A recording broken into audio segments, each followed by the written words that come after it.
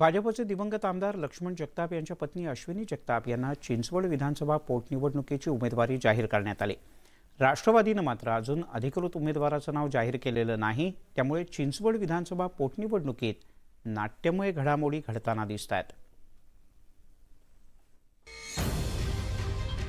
चिंचवड विधानसभा पोटनिवडणुकीसाठी अखेर भाजपनं दिवंगत आमदार लक्ष्मण जगताप यांच्या पत्नी अश्विनी जगताप यांना उमेदवारी जाहीर केली आहे।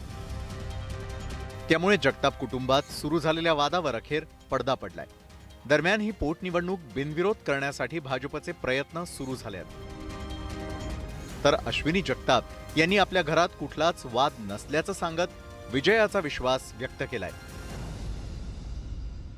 हे वावटळ उठवलेलं होतं। आमच्या कुटुंबामध्ये कसलाही वाद नाहीये। शंकरशेठ मला मुलासारखे आहेत। गेली 30 वर्ष झालं आमचं एकत्र कुटुंब आहे, त्यामुळे असला कसलाही वाद आमच्या घरामध्ये नाहीये। पक्षाचा जो अजेंडा आहे तो पुढे नेण्याचा प्रयत्न करेन। चिंचवड हा तसा आता भाजपचा बालेकिल्लाच आहे, त्यामुळे विजय मिळेल की नाही हा विषयच होऊ शकत नाही। विजय हा 100% भारतीय जनता पक्षाचाच होणार आहे त्या ठिकाणी।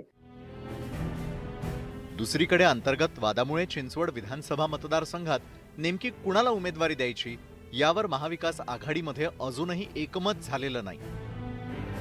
ही जागा राष्ट्रवादी लढणार असल्यानं पक्षाकडून राहुल कलाटेंना उमेदवारी मिळण्याची शक्यता आहे, पण कलाटे हे शिवसेनेतून आल्यानं आयात उमेदवाराला पक्षातूनच विरोध होण्याची शक्यता आहे। त्यामुळे राष्ट्रवादीच्या स्थानिक नेत्यांचा विरोध पाहता राष्ट्रवादीकडून उमेदवाराचं नाव जाहीर करण्यास विलंब होत असल्याची चर्चा आहे।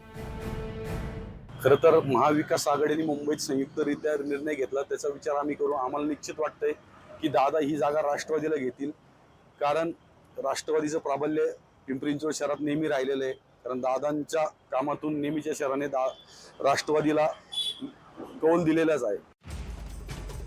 चिंचवड विधानसभा पोटनिवडणुकीचा कार्यकाळ 1.5 वर्षाचा असला तरीही निवडणूक जिंकणाऱ्या पक्षाची ताकद या मतदारसंघात वाढणार आहे आणि त्याचा फायदा आगामी काळात होणाऱ्या महानगरपालिका निवडणुकांमध्येही होणार आहे। याचाच विचार करून भाजप आणि महाविकास आघाडीनं ही निवडणूक प्रतिष्ठेची केली आहे। त्यामुळे ही निवडणूक जिंकण्यासाठी आता काय रणनीती आखली जाते हे पाहणं महत्त्वाचं ठरणार आहे। गोविंद वाकडे, न्यूज 18 लोकमत, पिंपरी चिंचवड। वळूयात पुढच्या काही बातम्यांकडे। वर्धा इथे होत असलेल्या 96व्या अखिल भारतीय मराठी साहित्य संमेलनाला आज उपमुख्यमंत्री देवेंद्र फडणवीस यांनी हजेरी लावली। यावेळी उपस्थितांना संबोधित करताना फडणवीस यांनी मिश्किल फटकेबाजी सुद्धा केली। राजकारणी हे साहित्यिकांसाठी प्रेरणा स्रोत असल्याचं सांगायला ते विसरले नाहीत। यावेळेला फडणवीस यांच्या टोलेबाजीमुळे उपस्थितांमध्ये एकच हशा पिकला।